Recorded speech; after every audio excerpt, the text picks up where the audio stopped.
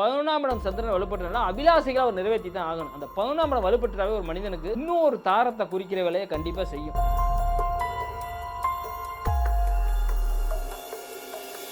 இவரோட ஜாதகம் ஓப்பனாக சொன்னால் நரேந்திர மோடிஜி ஜாதகம் மாதிரி விஜயோட ஜாதகம்.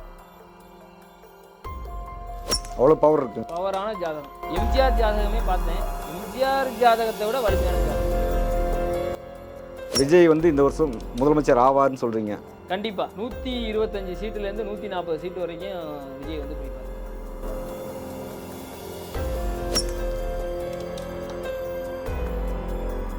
இறை என்பர்களுக்கு வணக்கம். நம்ம இறைமை டிவியில் தொடர்ந்து அரசியல் தலைவரோட ஜாதகம் ஒவ்வொருத்தராக பார்த்துட்டு வரோம். அந்த வரிசையில் இன்றைக்கி பார்க்க போகிறது தாவேக தலைவர் விஜய் அவரோட ஜாதகத்தை பார்க்க போகிறோம். இன்றைக்கி விஜய்க்கு ஆதரவாக நிறைய ஜாதகங்கள் சொல்கிறாங்க, பாதகமாக நிறைய தகவல் சொல்கிறாங்க.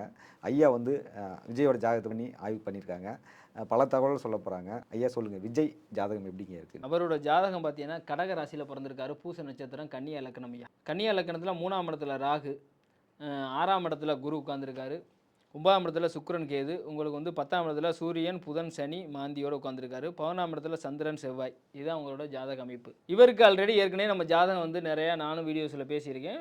ஒரு சில விஷயம் இப்போ சுக்கிர தசையில் குரு புத்தி போயிட்டு இருந்துச்சு, குரு புத்தி தான் போயிட்டுருக்கு. இப்போ குரு பார்த்தீங்கன்னா வெறும் பாதகாதிபதி. அப்போ பாதகத்தை 100% குரு பகவான் செய்வார். இப்போ பாதகாதிபதி அதே மாதிரி 7ஆம் இடம் தாங்க குரு. அப்போ அவர் மனைவியை குறிக்கிறதும் குரு தான். அப்போ அது பாதகாதிபதி குரு மறைஞ்சிட்டார். அப்போ ஒரு மறையும் போது ரொம்ப ஒரு நல்ல பலன் தான், சரியா? ஏன்னா குரு பாதகாதிபதி மறையும் போது ஒரு நல்ல, ஏன்னா அது யாரோ சொன்னதுனால தான் அவர் அந்த குரு புத்தியில் தான் கட்சி ஆரம்பிக்கிறாரு, அடுத்தடுத்த பிரச்சாரத்துக்குலாம் போகிறாரு. இன்றைக்கி அந்த தான் எலெக்ஷன் அறிவிச்சிருக்காங்க, அவங்க யாரோ சொல்லியிருக்காங்க. ஏன்னா கன்னியா இலக்கணத்துக்கு குரு ஆகாதவர், பட் இருந்தாலும் அவர் பாதகாதிபதி மறைஞ்சிட்டார். மறைஞ்சது பெரிய ஒரு அதிர்ஷ்டம் தான். அவருக்கு வீடு கொடுத்தவர் 10ஆம் இடத்துல உட்காந்துருக்காரு. அப்போ பதவியையும் கொடுக்கணும், சரி. 10ஆம் இடம் தான் போல்ஸ்தானம். இவரோட ஜாதகம் ஓப்பனாக சொன்னால் நரேந்திர மோடிஜி ஜாதகம் மாதிரி விஜயோட ஜாதகம். அவ்வளோ பவர் இருக்குது, பவரான ஜாதகம். அவரோட குடும்ப வாழ்க்கையில் எப்படி இப்போ மோடிஜி ஜாதகத்தில் குடும்ப வாழ்க்கை எப்படி இருக்குது? விஜய் தமிழ்நாட்டு அளவில் நம்ம யோசிக்கணும், இந்திய லெவலில் யோசிக்கிறீங்களே? மோடிஜி ஜாதகம் மாதிரி விஜயோட ஜாதகம். எம்ஜிஆர் ஜாதகமே பார்த்தேன், எம்ஜிஆர் ஜாதகத்தை விட வலிமையான ஜாதகம், சரியா? அவருக்கு 2 கிரகம் தான் அந்த தொடர்படுத்திச்சு, அந்த நேரம் நடந்துச்சு, அவர் விஷயமானது. இவர் மிகப்பெரிய ஒரு பவர்ஃபுல்லான இடம். அதே மாதிரி பார்த்தீங்கன்னா ஒரு 3ஆம் இடத்துல ராகு உட்கார்ந்துருக்கனால இப்போ என்ன அப்படின்னா அந்த சூழ்ச்சிகள் மிக பெருசாக இருக்கும். நான் எப்படி ஏற்கனவே ஸ்டாலினியா ஜாதகத்துக்கு சொன்ன பார்த்தீங்கன்னா அது ஏன்னா அந்த கிரகம் இங்கே உட்காந்துருச்சு, அது ராகு வேற ஒரு இடத்துல உட்காந்து போயிட்டார். இவர் என்னன்னா கன்னியா லக்கணம், கன்னியா லக்கணம் மிதுன லக்கணத்துக்கே ராகு ஒரு அபரிவித வளர்ச்சியை கொடுக்குறவர், ஒரு உச்சத்துக்கு கொடுக்குற வேலையை கண்டிப்பாக செய்யும். ராகு திசை ஒரு ஜாதகத்தில் புதன் வலுவாக இருந்து ராகு திசை கன்னியா லக்கணத்துக்கு மிதுன லக்கணத்துக்கோ மிதுன ராசி இந்த இதுக்கு நடந்துட்டாவே மிகப்பெரிய ஒரு வளர்ச்சியை கொடுக்கும். அப்போ ராகு விருச்சிக வீட்டில் உச்சம். ஆனால் அவருக்கு வீடு கொடுத்த கிரகம் எங்கே உட்காந்துருக்காரு அப்படின்னா கடக வீட்டில் செவ்வாயோட சந்திரனோட உட்காந்துருக்காரு. செவ்வாய் பகவான் நீச்சம் பெற்று உட்காந்துருக்காரு. நீச்சபங்க ராஜயோகம் 11ஆம் இடம். 11ஆம் இடம் தான் நம்ம ஆசைப்பட்டதெல்லாம் நிறைவேற்றுறது. அப்போ 3ஆம் இடங்கிறது நம்ம முயற்சி பண்ணுறது. அப்போ 3ஆம் இடம் 11ஆம் இடத்தோட இது பண்ணும்போது இவர் பண்ணுற முயற்சி கண்டிப்பாக அபிலாசைகளை பூர்த்தி பண்ணுற இடம் 11ஆம் இடம். கண்டிப்பாக அவருக்கு அந்த ஒரு வெற்றியை கொடுக்குற வேலையை செஞ்சிடும். செவ்வாயும் சேர்ந்து இதில் 8ஆம் இடமும் 8ஆம் இடம் தான் செவ்வாயும் வேறு, 8ஆம் இடமும் சம்மந்தப்பட்டதுனால சந்திரங்கிறது பிரயாணம், சரியா? ட்ராவல் பண்ணி போகிற ஒரு சில விஷயத்தில் இந்த இன்சிடென்ட்டில் நடக்கிறது, சூழ்ச்சினால் நடக்கிற வேலையை கண்டிப்பாக அவரோட ஜாதகம் கண்டிப்பாக செய்யத்தான் வைக்கும். அதை வெற்றி கொள்வாராங்கிறது அமைப்பு. என்ன காரணம் அப்படின்னா ராகு பார்த்தீங்கன்னா 3ஆம் இடத்துல உச்சம் பெற்று உட்காந்து கேட்ட நட்சத்திரத்தில் உட்காந்துருக்காரு. அந்த கேட்ட நட்சத்திரத்தில் பார்த்தீங்கன்னா அந்த புதன் பகவான் பார்த்தீங்கன்னா 10ஆம் இடம் தான் பதவி, அரசாலும் யோகம், சரியா? அந்த இடத்துல 10ஆம் இடத்துலயே சூரியன் அதிகாரத்தை கொடுக்குற சூரியன் உட்காந்துட்டாரு. அரசனே இன்னைக்கு சூரியன் தான், அவர் உட்காந்துட்டாரு. மக்கள் செல்வாக்குள்ள சனி பகவான் உட்காந்துட்டாரு. அறிவு சார்ந்த மக்கள் அறிவு சார்ந்து படித்தவங்க எல்லாருமே சார்ந்தப்போ புதனும் இங்கே உட்காந்துட்டாரு. தாய்மார்களை பெண்களை குறிக்க இன்னைக்கு சுக்கிர தசை அவர் நடப்பு தசை இருக்குது. பெண்களை குறிக்க வேண்டிய சுக்கிரன் 2-9 கொதி பாக்கியாதிபதி போய் பார்த்தீங்கன்னா 9ஆம் இடத்துல பலம் பெற்று உட்காந்துட்டாரு. அப்போ சுக்கிரதசை நடக்குது, சந்திரன் உட்காந்து. இந்த 11ஆம் இடம் சந்திரன் வலுப்பட்டுனா அபிலாசைகளை அவர் நிறைவேற்றி தான் ஆகணும். அந்த 11ஆம் இடம் வலுப்பட்டாவே ஒரு மனிதனுக்கு இன்னும் ஒரு தாரத்தை குறிக்கிற வேலையை கண்டிப்பாக செய்யும். அது யாரோட ஜாதகமாக இருந்தாலும் 11ஆம் இடம் வலுப்பட்டுட்டா அப்படின்னா கண்டிப்பாக பார்த்தீங்கன்னா இன்னொரு தாரத்துக்குள்ள அமைப்பை கொடுக்கும்.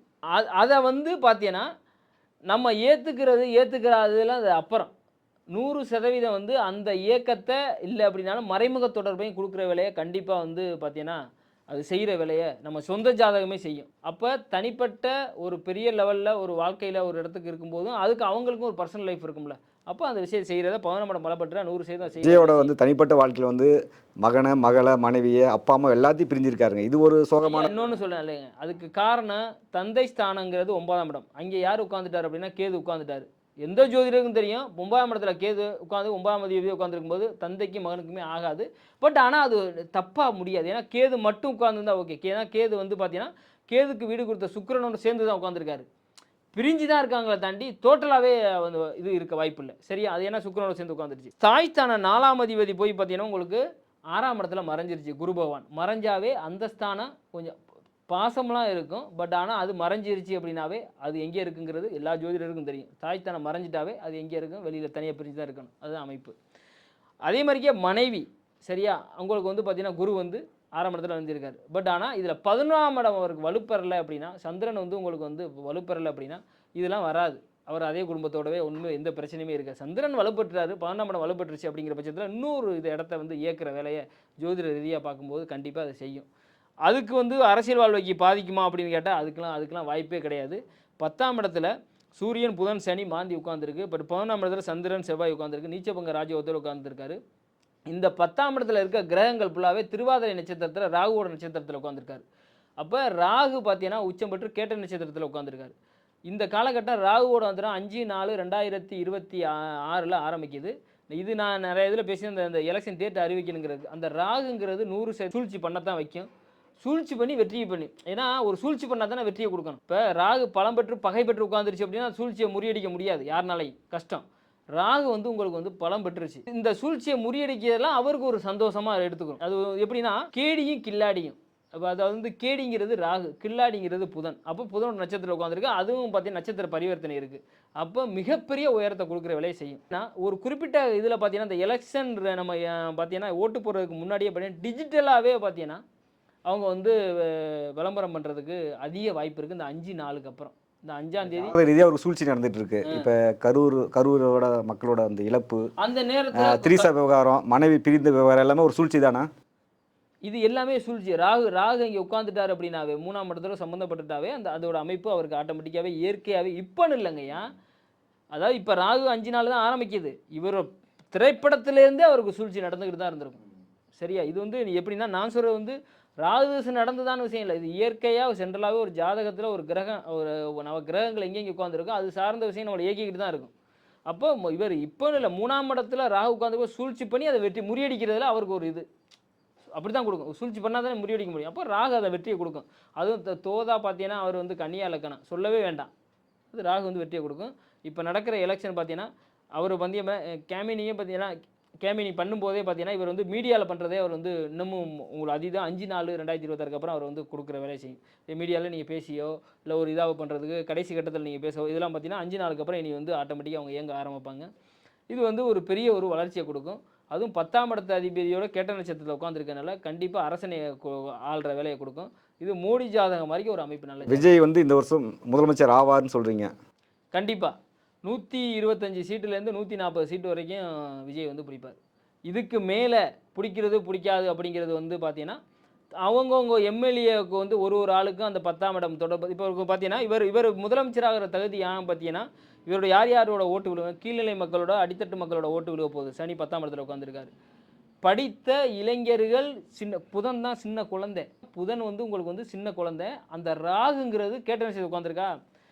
படித்த இளைஞர்கள் சின்ன குழந்தை 1ஆவதுலேருந்து 8ஆவது வரைக்கும் படிக்கிறாங்கல்ல, அந்த குழந்தைகள் முதற்கொண்டு இவரோட ஆதிக்கத்தில் ரொம்ப ஒரு ஈர்ப்பை கொடுக்கும். ஏன்னா புதன் தான் அது அவங்க அதிகாரத்தில் அரசு பதவியில் இருக்கவும் சரி, அதிகார போஸ்ட்டில் இருக்கணும், அவங்க முதற்கொண்டு அவங்களோட ஓட்டு விழுங்க இருக்குது. ஏன்னா சூரியன் வந்து 10ஆம் இடத்துல இருக்கார். பெண்கள் இப்போ சுக்கிரன் நடக்குது 2-9 அதிபதி சுக்கிரன் வந்து பலம் பெற்று உட்காந்துறாரு. பெண்கள் சார்ந்த விஷயம் நிறையா ஓட்டு அவருக்கு விட போகுது. தாய்மார்கள் ஓட்டு சந்திரன் 11ஆம் இடத்துல தாய் ஸ்தானத்தில் இருக்க தன் மகனா நினைச்சோ இது பண்ணி, ஏன்னா 11ஆம் இடத்துல 100% அது சந்திரன் பெண்ணையும் குறிக்க வேண்டிய கிரகம். 100% வாய்ப்பு அதிகம். இதையும் தாண்டி செவ்வாய் வந்து அங்கே உட்காந்துருக்கு நீச்சபங்க ராஜயோகத்தில். காக்கி யூனிஃபார்ம் போட்ட போலீஸார் அந்த யூனிஃபார்ம் உள்ள ஓட்டே அவருக்கு வாய்ப்பு இருக்குது. அவரோட கிரக அமைப்பை வச்சு நான் சொல்கிறேன். ஏன்னா ராகு வந்து செவ்வாயோட வீட்டில் தான் உட்காந்துருக்கு. இது மாதிரிக்க அவரோட ஜாதகம் வந்து மிகப்பெரிய ஒரு இதான இருக்குது. இப்போ எலெக்ஷன் தேதி அறிவிக்க அப்புறமா 4ஆம் தேதி அறிவிச்சிருக்காங்க. அது இவருக்கு வந்து ஒரு பெரிய ஒரு வெற்றியை கொடுக்கும். 125 சீட்டில் 140 சீட்டு என்னோட கணிப்பு.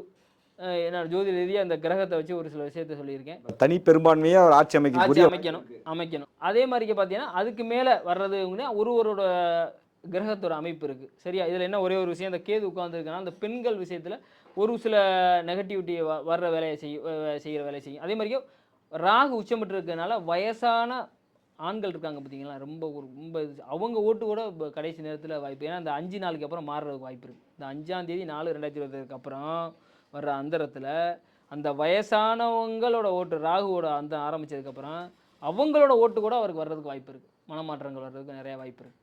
இவரோட ஜாதகம் வந்து பெரிய ஒரு வலிமையான ஜாதகம். இதெல்லாம் தெரிஞ்சு தான் இவர் எங்கேயோ பார்த்து தான் இவர் அரசியலுக்கு வர்றாரு. சும்மா வரவே இல்லை.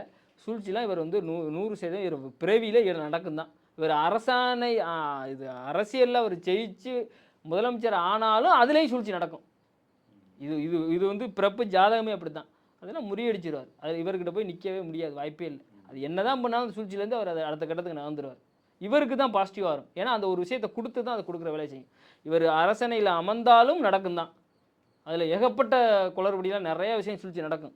அது சாதாரண சூழ்ச்சிலாம் நடக்காது, அவப்பேர் நடக்கும், எல்லாமே நடக்கும். ஏன்னா அந்த அதை முறியடிச்சிற வேலையை ராகு பண்ணிடுவார். கண்டிப்பாக விஜயோட ஜாதகம் வந்து அரசியல் ரீதியாக வெற்றி அடையுன்னு சொல்கிறீங்க.